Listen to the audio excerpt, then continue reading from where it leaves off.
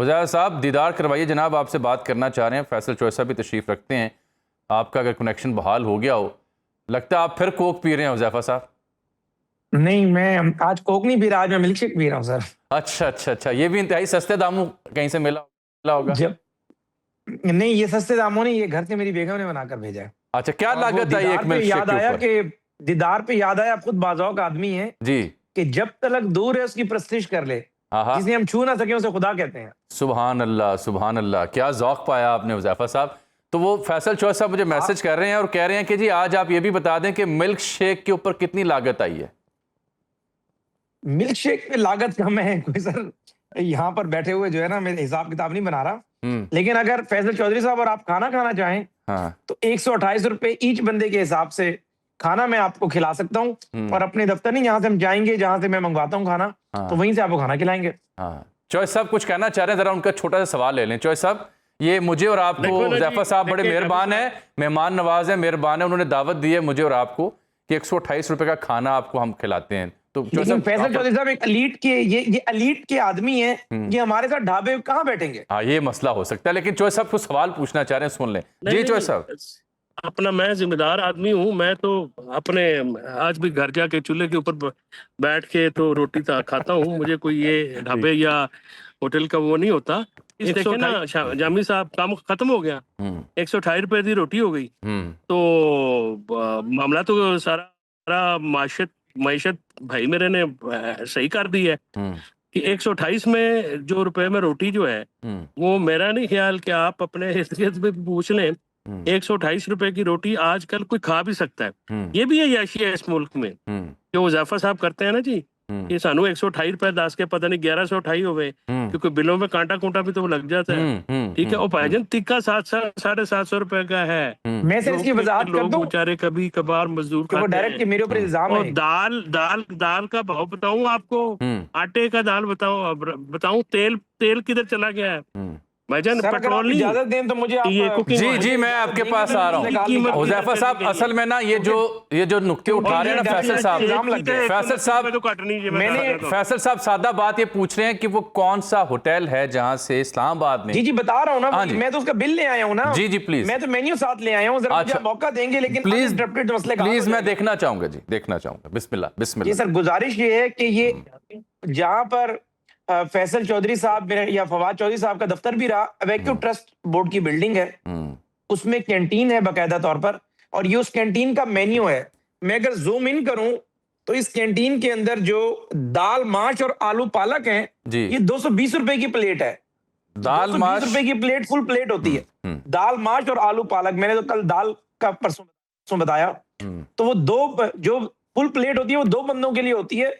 तो मैंने हमेशा जब भी मैं मंगवाता हूं तो मैं ज़ाहिर है किसी चीज का ज़िया नहीं करता, तो वो आधी प्लेट मुझे काफी होती है, यानी 100-110 रुपए की प्लेट काफी होती है, और 14-14 रुपए की 2 रोटियां आती हैं, सिंगल रोटी, तो 128 रुपए बन गए बिला वजह। उसको हालांकि काम शुरू कहां से हुआ, मैंने बताया कि पंजाब में और वफाक में अब भी स्टिल 14 रुपए की रोटी की पॉलिसी पे अमल दरामद चल रहा है। उस पर असदुल्ला साहब कहने लगे नहीं जी, ये नान भाई एसोसिएशन कहती है इसे 30 रुपए पे लाया जाए। मैंने कहा हम कोशिश करेंगे इसे यहीं पर रोके रखे, ऊपर ना लेकर जाएं। उन्होंने कहा नहीं, 20 रुपए की रोटी मिल रही है, अगर 20 रुपए की भी रोटी मिला लें तो 20 और 20 40, और 100 रुपए की सिंगल प्लेट जो दाल की है, हाफ प्लेट, तो 140 रुपए बनते हैं। उन्होंने कहा और क्या किया? मैंने कहा साथ मैंने आधी कोक भी पी है। तो उन्होंने कहा वो भी वहीं से। नहीं, मेरा आपको ट्विटर के ऊपर मशवरा था कि वज़ीर ममलिकत साहब आधी कोक ना पिया करें, ये बड़ा नुकसानदेह। आधी कोक इसलिए पी कि ये कोक ज़हर सेहत के लिए अच्छी नहीं है, कैलोरीज बहुत होती हैं। अच्छा। तो मैंने जो सिंपल यानी डाइट कोक होती है वो आधा डालकर आधी पी और आधी रख दी। ठीक। अच्छा मिनिस्टर साहब, ये भी तो हो सकता है चौधरी साहब, अगर आप मुझे सुन रहे हैं, क्योंकि ये कह रहे हैं वैक्यू ट्रस्ट की कैंटीन। सर जी, अमूमन मेरा ख्याल है कुछ ऐसी जगहों पे कुछ ऐसी कैंटीन्स होती हैं जिन पे सब्सिडाइज रेट होते हैं, तो मिनिस्टर साहब कहीं ये भूल चूक तो नहीं हुई? आम लोगों के लिए है, सब्सिडाइज रेट नहीं है। वो तो पार्लियामेंट की कैंटीन होगी, लाहौर प्रेस क्लब की होगी, इस्लामाबाद प्रेस क्लब की होगी, तो ये तो प्राइवेट कैंटीन है, कोई भी चला जाए। इससे पहले कि आपके दोस्त चौधरी साहब आपको जवाब दें, जामी साहब मैं बता रहा हूं, तारिक अजीज और उसमें जो है हमारे बड़े अच्छे दोस्त हैं, अली खान साहब के पास तारिक अजीज और तारिक सुमैर, उन्होंने मुझे मैसेज किया। मैं आ रहा हूं चौधरी साहब, एक मिनट ठहर जाओ जरा। खुद 128 की रोटी ते दुनिया 1128 की रोटी है, की टीका लाने लगे हो तुसी? हुकूमत वाले हो। नहीं देखिए, मैंने कोई एक तो ये बात नहीं की कि महंगाई नहीं है। महंगाई नो डाउट, जो पेट्रोलियम मसनूआत की कीमतें बड़ी शदीद महंगाई आई। मैंने ये नहीं कहा कि हमने माइक्रो इंडिकेटर्स बिल्कुल ठीक कर दिए। गरीब आदमी ज़ाहिर है उसके बोझ तले दबा हुआ है। किसान के बड़े मसाइल हैं। गंदम जो है उसका पंजाब के अंदर एक शॉर्टेज का भी ज़ाहिर खबरें गर्दिश की। तो ये सारे हकाइक मैं मानता हूं। उन्होंने डायरेक्टली मुझसे एक सवाल किया, 128 की रोटी को खुदारा ये ट्रांसलेट ना करें कि मसाइल मौजूद नहीं है। मसाइल मौजूद हैं। एक सेकंड, आप चौधरी साहब ने आपको जवाब भी देना है ना, लेकिन ठहरिएगा मिनिस्टर साहब। लाहौर में जो तंदूर मालिकान है, मैं बात सुन लेना, मेरी बात भी सुन ले। 128 का मसला हल कर रहा हूं आपका। जी जी मसला जी हल करें, फरमाइए। एक और मसला, गुजारिश ये कि मैंने ये सिर्फ बात इसलिए कही कि पोजीशंस के आने जाने से कभी मैंने अपनी शख्सियत में तब्दीली नहीं लेकर आया, लेकिन अल्हम्दुलिल्लाह रब्बिल आलमीन, आप भी मुझे जानते हैं, मेरा फैमिली बैकग्राउंड लोग जानते हैं, मैंने लंदन के अंदर मे फेयर में जो है वो नोविकोव रेस्टोरेंट में बैठ के खाना भी मैं खाता हूं बड़े शौक से। सेसी फिश में भी खाना खा लेता हूं। $500 फी पर्सन का यानी खाना है। तो मेरा कहने का मकसद है अल्लाह ने बहुत दी है, उसकी मेहरबानी है। टैक्स पे करते हैं करोड़ों रुपए, यानी वजारत से पहले वेल्थ स्टेटमेंट जो है वो अल्लाह के फजल करम से अरबों में थी।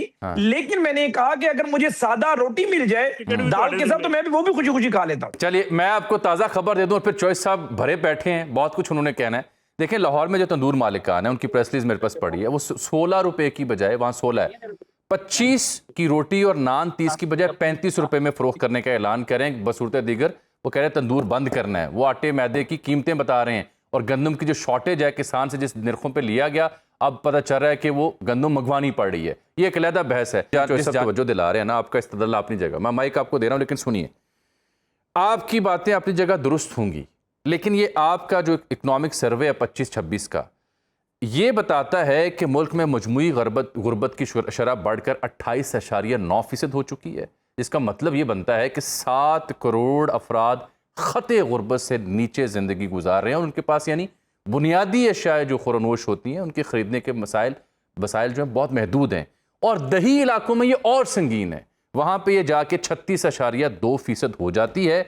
और यही नहीं बल्कि जो ताज़ा ग्लोबल हंगर इंडेक्स है पाकिस्तान के हवाले से, 123 ममालिक में से 106वें नंबर पर हम आते हैं। स्कोर हमारा 26.0% बनता है। भूख की शदीद सतह करार दी गई है।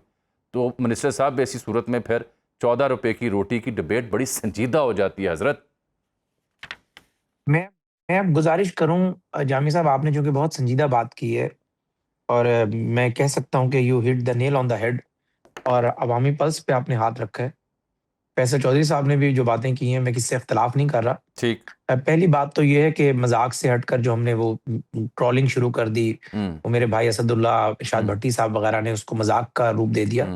एक तो पहली बात ये कि at the cost of repetition, हरगिज ऐसा नहीं है कि मुमकिन है कि मैंने अगर 2 रोटियां मंगवा ली और सालन आधी प्लेट में खा लिया, एक गरीब आदमी जो सारा दिन मजदूरी करता है, ला महाला क्या पता वो सालन ज्यादा इस्तेमाल करता है और उस फार्मूले, मेरे फार्मूले पे ही उसको अगर पूरी प्लेट मंगवानी पड़े तो ज़रा 300-400 में जाकर उसको एक वक्त की रोटी मुयसर आ रही हो।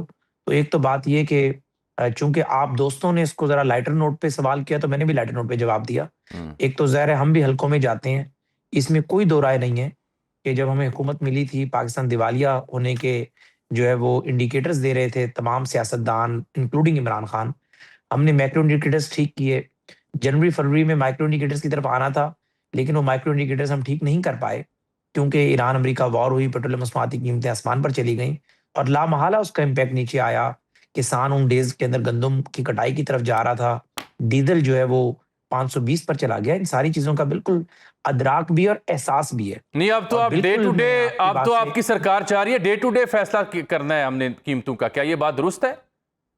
देखिए, ये तजवीज एक वजीर आजम साहब के पास जरूर आई है कि आप तो एक तो डीरेगुलेट कर दें इसकी जो है कीमतों को, ताकि ये जो इल्जाम लगता है हुकूमत पर कि हुकूमत जो है वो कीमतें जो है वो ऑयल मार्केटिंग कंपनीज के मशवरे से उगरा जो है वो ये फार्मूला बना रहा है। और दूसरा ये कि ऑयल मार्केटिंग कंपनी जब कीमतें बढ़ानी हो तो कहती हैं कि चूंकि इंटरनेशनल मार्केट में कीमतें बढ़ गई हैं, हमारे पास स्टॉक नहीं है और हम कीमतें जो है लामहला बढ़ाएंगे, अदरवाइज जो है शॉर्टेज हो जाएगी। और अगर कीमतें कम करनी हो तो उनका ये बहाना जिस पे मीडिया ने बात की कि जी हमारे पास स्टॉक पड़ा हुआ है, इस किस्म की तजावीज आती है। तो उस पर कहा यह गया है कि जिस तरीके से डॉलर का रेट डेली जो है वो स्टेट बैंक बताता है गोल्ड का रेट इस तरीके से, अगर पेट्रोलियम मसनूआत की कीमतों का रेट भी वो हर वक्त ऑनलाइन आ रहा हो, और ये एक तजवीज़ है, और मैं नहीं समझता कि इस पर फौरी अगर अमल दरामद की तरफ जाते हैं तो इसके क्या इम्प्लीकेशंस होंगे, ज़ाहिर है पेट्रोलियम मिनिस्ट्री इसके बारे में बताएगी। ठीक, लेकिन हुज़ैफा साहब, बात यह है कि मैंने वो ग्रैंड जिक्र किया अदालती करप्शन जो मुनज़्ज़म शक्ल इख्तियार कर रही है, international federation for human rights तंजीम, उसके ऊपर तबसरा करें जोय साहब।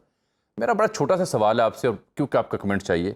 आप लोगों के बीच जाते हैं, आई हैव सीन यू, आप जाते हैं, लोगों से मिलते हैं, लोग आपकी तारीफ करते हैं या तशवीश का इजहार करते हैं? आज सच बोलें। देखें, चूंकि आपने बड़ा ही मुश्किल सवाल कर दिया, और लेकिन मुझे एक आजमाइश में डाल दिया, लेकिन सबसे अहम चीज़ मैं समझता हूँ मेरी क्रेडिबिलिटी है। मैं समझता हूँ कि करप्शन और ये बातें जो आपने की, ये सेकेंडरी इश्यूज हैं अभी लोगों के लिए। इसमें कोई डाउट नहीं कि पब्लिक के अंदर एक परेशानी मौजूद है बिजली कीमतों को लेकर। आपकी जो आटे के हवाले से कीमतें या फिर बहरान आ जाए पेट्रोलियम मसनूआत की कीमतों को लेकर, और इसका हमें एहसास है। और मैं समझता हूँ कि वज़ीर-ए-आज़म साहब को मैं गाहे बगाहे ये हम्बल सबमिशन देता रहता हूँ कि पब्लिक के अंदर अगर जाएँ तो जो पब्लिक हमसे एक्सपेक्टेशंस लगाए बैठी है कि हम पे माइक्रो इंडिकेटर्स ठीक करने हैं, जिनमें अद्वियात की कीमतें हैं, अशिया खुर्दनोश की कीमतें हैं, गंदम की कीमतें हैं, बिजली की कीमतें हैं, पेट्रोलियम मसनूआत की कीमतें, ज़ाहिर है हमारे इस तरह कंट्रोल में नहीं है, लेकिन लामहला वो भी ज़िम्मेदारी हमारी है। तो इस पर बिल्कुल अवाम में तशवीश मौजूद है, ठीक और अवाम शिकवा शिकायत भी करती है, जी। और हमने कोशिश करते हैं, उन्हें बताते भी हैं अपनी मजबूरियाँ, परेशानियाँ।